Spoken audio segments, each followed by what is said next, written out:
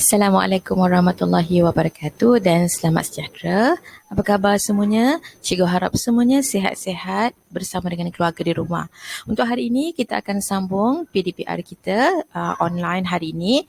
Cikgu akan masuk hari ini Reka Bentuk dan Teknologi tingkatan 1 bab 3 bahagian 2. So hari ini kita akan masuk 3.1.6 sehingga 3.1.7. Okey, dah sedia? Baiklah, sebelum kita teruskan kepada tajuk yang baru, cikgu nak buat sedikit ulang kaji tentang tajuk yang lepas. Untuk tajuk yang lepas, kita dah belajar 3 benda ni. Okey, yang pertama, kita dah tahu tentang definisi project brief. Apa maksud project brief? Project brief tu ialah perjumpaan awal antara pengurus projek, pelanggan dan pereka bentuk. Apa tujuan diorang 3 orang jumpa ni? Untuk mendapatkan maklumat. Maklumat daripada siapa? Daripada pelanggan. Maklumat tu maklumat tentang apa? Tentang produk yang pelanggan tu mahu daripada pengurus projek. So apa kegunaan, apa tujuan pereka bentuk ni? Ikut sekali nak sibuk-sibuk duduk situ sekali. So pereka bentuk ni, masa pelanggan tu cerita tentang briefly apa yang dia nak tentang projek dia, tentang produk dia, so pereka bentuk ni akan membuat lakaran-lakaran awal ataupun lakaran contingan. Baiklah, kemudian nombor 2, awak dah belajar tentang ciri-ciri project brief. Ciri-ciri project brief ni ada 7. Ada tajuk, bermula daripada tajuk sampailah penghasilan mockup ataupun model. So nanti boleh tengok balik. Kemudian yang ketiga, kita belajar tentang ada banyak sangat borang yang cikgu tunjuk dekat awak dalam sesi meet kita yang lepas. Ada beberapa borang. So kita akan mulakan dengan senarai semak. Senarai semak ni adalah satu senarai yang dalam senarai tu ada banyak sangat soalan. Soalan tu nak tanya kat siapa? Siapa yang prepare? So soalan-soalan tersebut disediakan oleh pengurus projek. Dia bawa soalan tu pergi mana? Dia bawa berjumpa dengan pelanggan dan masa perjumpaan dengan pelanggan adalah benda yang dia nak tanya pada pelanggan. Contohnya dia nak tanya apa fungsi produk yang pelanggan nak hasilkan, apa bentuk yang pelanggan nak, apa warnanya, saiznya, nak guna di mana. Itu adalah contoh-contoh soalan. Dan jawapan kepada bila pengurus projek dah tanya pada pelanggan soalan tersebut, pelanggan tersebut akan jawablah. So jawapan yang pelanggan tersebut berikan, kita akan isikan dalam borang project brief. So sebenarnya borang project brief ni adalah jawapan kepada soalan yang ada dalam senarai semak. Jawapan tu ada banyak. Panjang-panjang, tak ada siapa nak baca. So apa kita nak buat ialah kita menyaring maklumat. Step yang seterusnya kita menyaring maklumat, maksudnya kita nak ringkaskan borang tersebut. Kita tak nak panjang-panjang, kita nak ringkaskan supaya senang kita punya pengurus projek, senang kita punya pereka bentuk, pembangun mockup, semua senang nak buat kerja. Dan akhir sekali bila kita dah settle semua ni, kita nak tunjuk balik pada pelanggan, kita tunjukkan dia, kita aplikasikan dalam bentuk jadual dan juga lakaran. So ini adalah apa yang kita dah belajar dalam video yang lepas. Kalau tak ingat, boleh refer balik dalam video cikgu ya. Okey, so untuk hari ini pada akhir pembelajaran, murid awak akan dapat 3.1.6 membina mock-up atau model berdasarkan project brief. Okay, so daripada project brief tadi, kita akan membina satu mockup ataupun model. Dan 3.1.7 menilai hasil mockup ataupun model. Mockup yang kita dah bina tadi, kita nak nilai dia bagus ke tak bagus. Kalau tak bagus, macam mana kita nak tambah supaya dia menjadi lebih baik. Okey, so kita pergi kepada 3.1.6 dahulu, pembinaan mockup ataupun model. So mockup ataupun model dibina selepas maklumat selesai disaring. Maksudnya maklumat tu dah jadi pendek-pendek ringkas tu, kemudian barulah kita pergi kepada pembinaan mockup ataupun model. Dia menggunakan bahan-bahan dan alatan yang sesuai. Okay, tengok apa produk yang kita nak hasilkan tu, alatan dan bahan tu kena sesuai dengan produk yang kita nak hasilkan. Mock-up biasanya dibina menggunakan bahan terpakai. Kalau mock-up ni, kita akan gunakan bahan-bahan yang terpakai. Nanti cikgu akan tunjukkan contoh dia. Okay, so kita pergi kepada mock-up dulu. Okay, mock-up ni apa itu mock-up? Mock-up tu ialah model olokan yang dibuat sebelum menghasilkan model yang sebenar.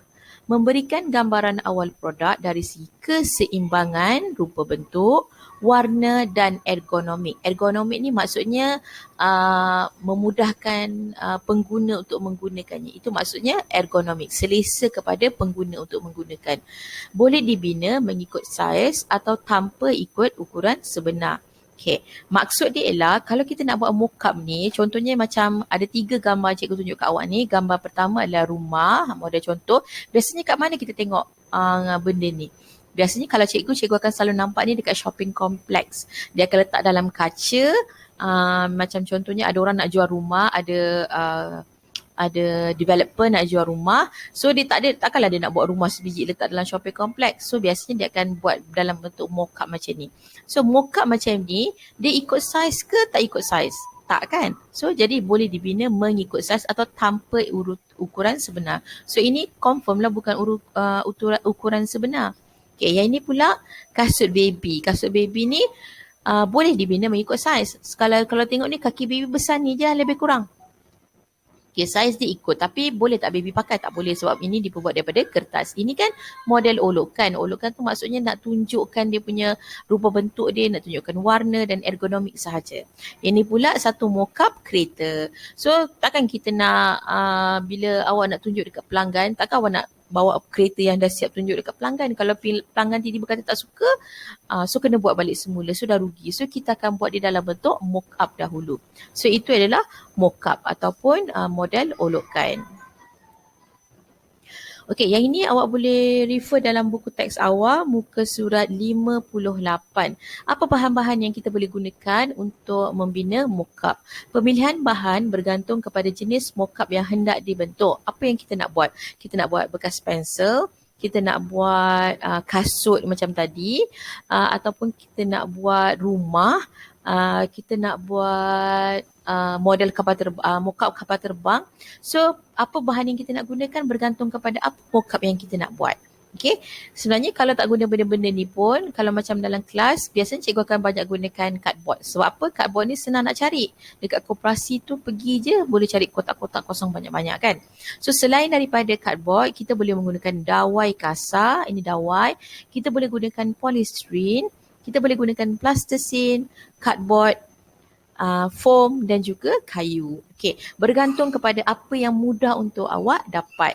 Okey, kalau macam dekat sekolah, selalunya cikgu akan ambil je kotak-kotak daripada koperasi tu. Kat koperasi tu ada banyak kotak, so kita ambil je cardboard tu. So kita binalah mock-up kita ikut cardboard tersebut.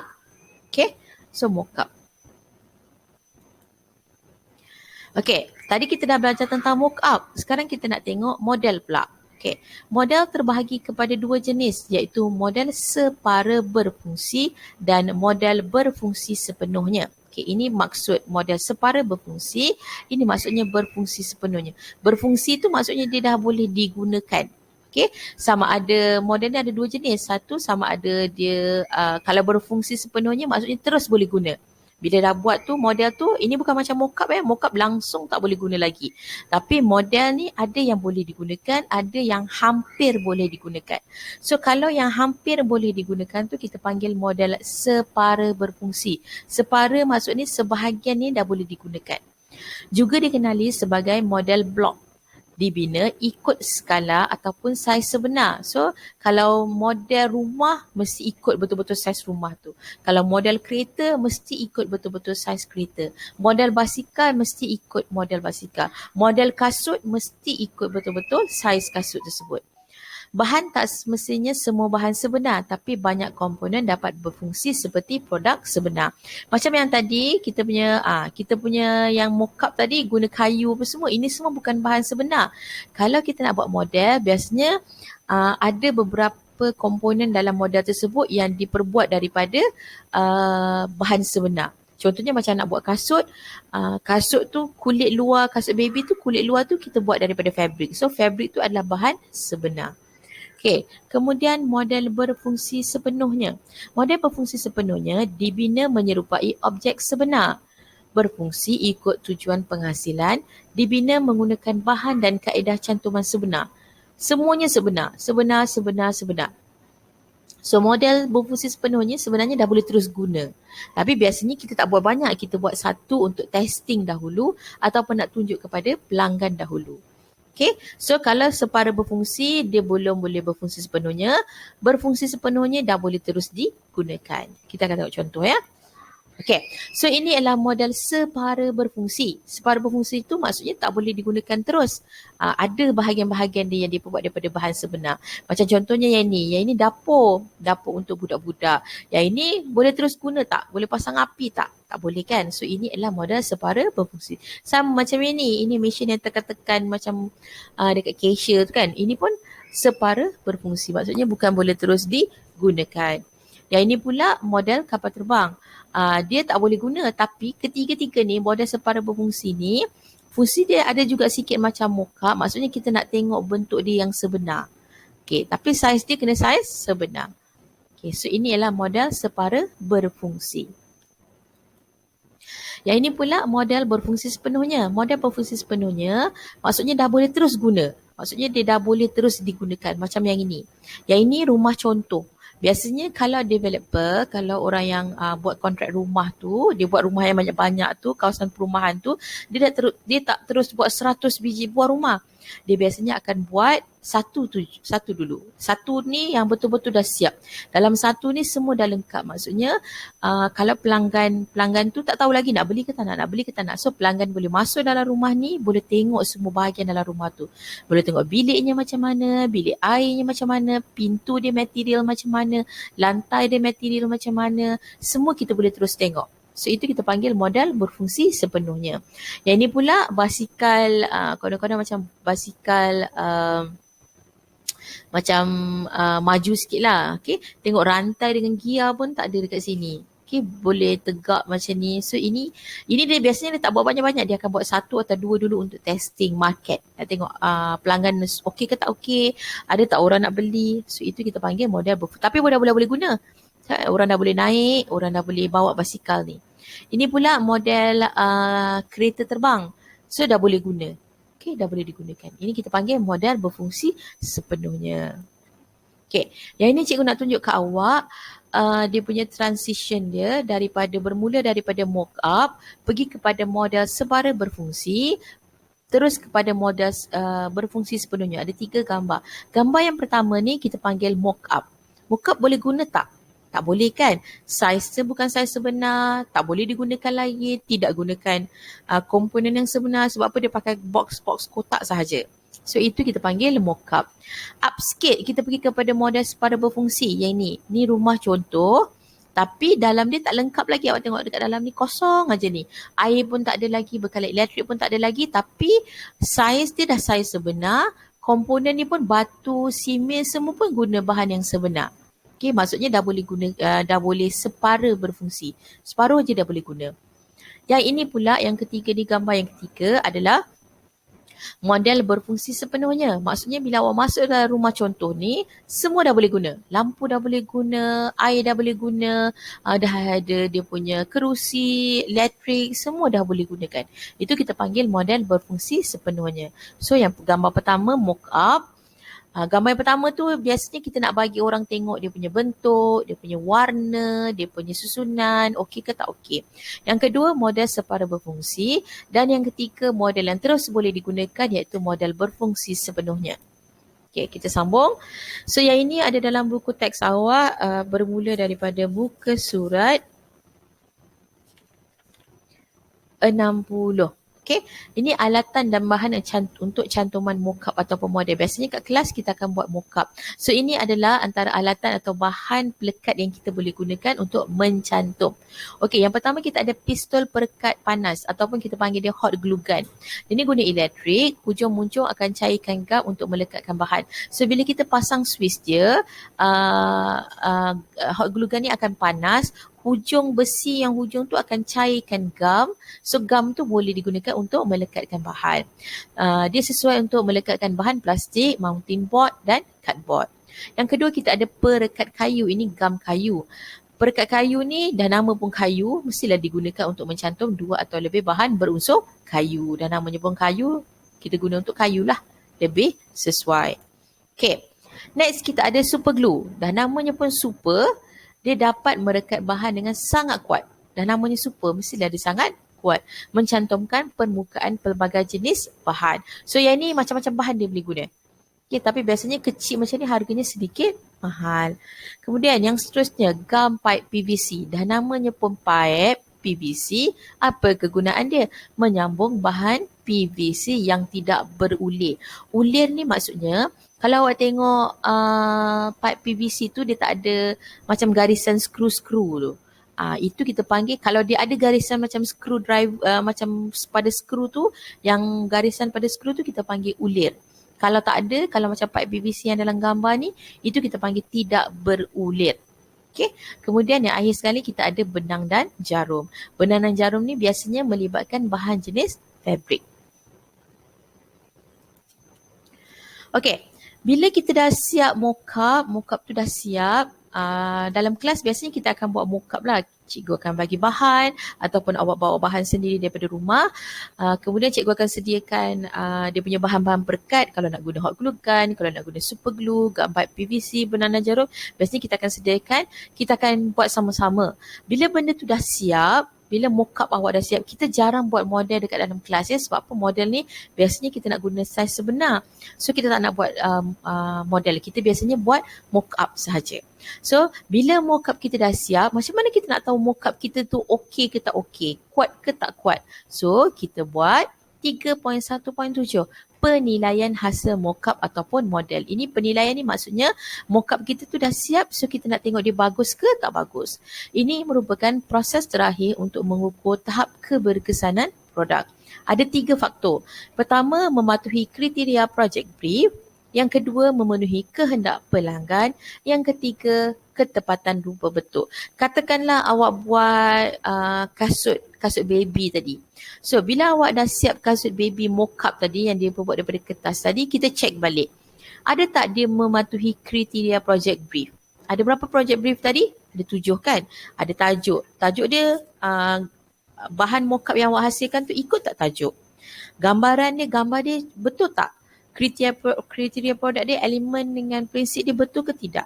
Okay, itu kita panggil lakaran idea dia. Gambar lakaran awak dengan produk akhir awak sama tak gambar dia? So itu kita panggil mematuhi kriteria project brief. Yang kedua, memenuhi kehendak pelanggan. Pelanggan nak warna merah, awak buat tak warna merah? Pelanggan nak saiz dia 10 cm, awak buat tak 10 cm? Pelanggan nak dekat kasut tu ada tali kasut, awak buat tak ikut dia? So itu kita panggil memenuhi kehendak pelanggan. Apa yang pelanggan nak, kita kena buat. Dan akhir sekali, ketepatan rupa bentuk. Yang ini lebih kurang sama macam kriteria project brief lah. Kita tengok balik lakaran. Lakaran tu sama tak? Lakaran yang awak lukis tu sama tak dengan apa mock-up yang awak hasilkan? So kita ada 2. Untuk mock-up kita ada penilaian mock-up. Untuk model kita ada penilaian model. So dia tak sama ya. Mock-up dengan model tak sama. Sebab apa? Saiznya pun tak sama. So penilaian dia pun tidak sama. So kita tengok dulu penilaian untuk mock-up. Ini ada dalam buku teks awak muka surat 61. Untuk mock-up, kita nak nilai dia, kita nak tengok dia berdasarkan bentuk dia, keseimbangan dia, kestabilan dia, kekuatan cantuman. Bentuk dia betul ke tak betul? Keseimbangan dia bila awak letak di atas meja, dia jatuh tak? Dia goyang tak?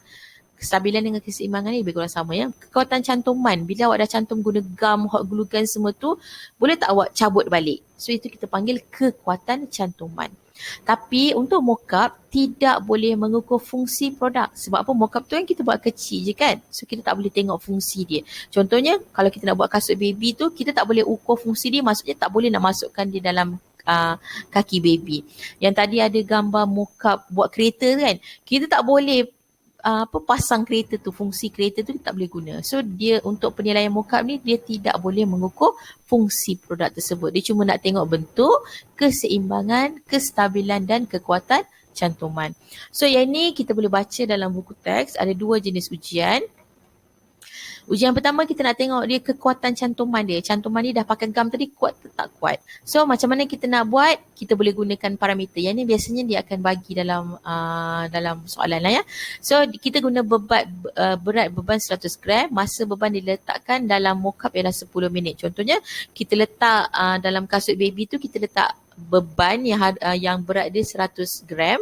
So kita tengok kertas tu terkoyak ke tak koyak. Kalau kertas tu tak terkoyak, maksudnya dia kuat. Kalau kertas tu terkoyak, maksudnya cantuman awak tu tidak kuat. Yang kedua, ujian kestabilan. Kita letakkan kasut kita tu sudut condongan 45. Kita sengetkan dia. Okay, contohnya kita sengetkan meja 45 darjah, kemudian kita letak kasut tu atas meja. Jatuh ke tak jatuh? Kalau tak jatuh, maksudnya kalau dia kukuh kat tapak dia, maksudnya dia stabil. Itu kita panggil ujian kestabilan. Kita sengetkan meja, letakkan mokap kita, kasut tu bergolek-golek tak jatuh. Kalau kasut tu tidak bergolek, maksudnya dia lulus ujian ni. Kalau dia terjatuh golek-golek, dia tidak lulus ujian. Kalau tak lulus, maksudnya kita kena betulkan balik lah. So, itu adalah penilaian mokap. Yang ini pula adalah penilaian model. Sama juga macam tadi, dia ada ujian kekuatan cantuman dengan kestabilan. Kalau yang ini cantumannya sama, cuma yang ini dia ada ujian beban. Okay. So contohnya yang ini kalau awak tengok buku teks awak, dia ada buat satu projek model, yang ini contoh model untuk nanti awak akan belajar vertikasi. Okay. So yang ini kita terus guna dia boleh kalau tengok buku teks awal muka surat 62 darjah 3.4, dia masukkan air dekat dalam, dia dah siapkan model untuk buat vertikasi tu, dia dah siapkan, kemudian dia dah on kan. Bila dia on kan tu, dia gunakan air bersemua, dia tengok yang ni. Dia tengok benda-benda ni. Ini jangan risau, awak tak payah ingat. Awak cuma ingat ujian dia sahaja. So dia tengok keputusan. Ini contoh saja ya. Tak semestinya kita kena buat. So ini dia tunjuk contoh. Kalau ada kebocoran ke tak ada kebocoran. Kalau tak ada kebocoran, maksudnya dia lulus ujian kekuatan cantuman. Kalau ada kebocoran, dia tak lulus. Ini contoh yang ini. Tak semua benda sama dia punya contoh. Macam contohnya kereta terbang tadi. Mungkin kekuatan cantuman dia bila terbang, tayar jatuh ke tak jatuh. Itu contoh yang lain. Kalau rumah model rumah tadi, kekuatan cantuman dia, bila dah berdiri rumah tu, ada tak tiang tiba-tiba jatuh? Itu kita panggil kekuatan cantuman. Adalah ujian dia. Yang kedua adalah ujian beban. Yang tadi kita guna 100 gram je. Mana? 100 gram je. Sebab apa? Mokap kan kecil. Tapi ini kita gunakan 1 kilogram. Okay, kita letakkan macam contoh yang ini, dia buat vertikasi ni, dia letakkan beban 1 kilogram tu ke atas pipe. Dia nak tengok pecah ke tak pecah? Melengkung ke tak melengkung? Kalau ada apa-apa perubahan kat sini, kita kenalah ubah kepada dari dalam kita punya model. So hari ini apa yang kita dah buat ialah pertama sekali cikgu dah tunjukkan kepada awak apa kita hari ni kita dah buat, kita membina mockup ataupun model, kemudian kita menilai. So masa nak buat mockup tadi, kita kena tahu dulu mockup tu apa. So cikgu dah bagi tahu awak apa maksud mockup. Yang kedua, cikgu dah tunjukkan kepada awak juga apakah bahan-bahan yang boleh digunakan untuk mockup. Kalau dekat rumah tu apa yang ada kat rumah lah. Botol air ke, penutup botol ke, ini adalah bahan-bahan contoh. Yang ketiga, cikgu dah tunjukkan kepada awak apa maksud model. Dan model ni terbahagi kepada dua, separa berfungsi dengan model berfungsi sepenuhnya. Next, ini contoh model. Bila kita punya mockup ataupun model tu dah siap, kemudian cikgu tunjukkan kepada awak bahan untuk melekatkan dia. Okay, alatan dan bahan untuk cantuman mockup ataupun model. Okay, bila dia dah siap, kita kena buat penilaian. Mockup kita tu bagus ke tak bagus, model kita tu bagus ke tak bagus. Penilaian dia tak sama ya, mockup punya dengan model, penilaian dia tak sama. Mockup yang ini, model pula yang ini, muka surat 61 dengan 62. Okey, sepatutnya untuk tajuk bab 3 ni kita kena buat mockup, dan cikgu dah cerita masa dekat meet yang lepas, cikgu nak suruh awak buat sendiri dekat rumah mockup. Tapi cikgu rasa kita hold dulu yang itu. Sebab apa cikgu nak masuk? Sebab masa awak nak buat mockup tu, sebelum awak nak hasilkan sesuatu mockup, awak kena ada lakaran dia dulu. So cikgu rasa next kelas nanti cikgu nak masuk dulu lakaran. Cikgu nak ajar dulu awak macam mana nak melukis. Okey, lepas kita dah habis belajar melukis, barulah kita balik kepada kita punya mock-up. Sebab bila awak dah pandai melukis, cikgu dah bagi awak basic cara-cara melukis, kemudian baru awak boleh hasilkan lukisan untuk mock-up awak. Dah siap lukisan mock-up, barulah kita buat kita punya mock-up. Jangan risau, nanti cikgu akan bimbing satu-satu. Okey, untuk hari ini itu sahaja daripada cikgu. Akhir kata, jaga diri, jaga kesihatan dan cikgu harap kita dapat jumpa lagi nanti. Okey, bye.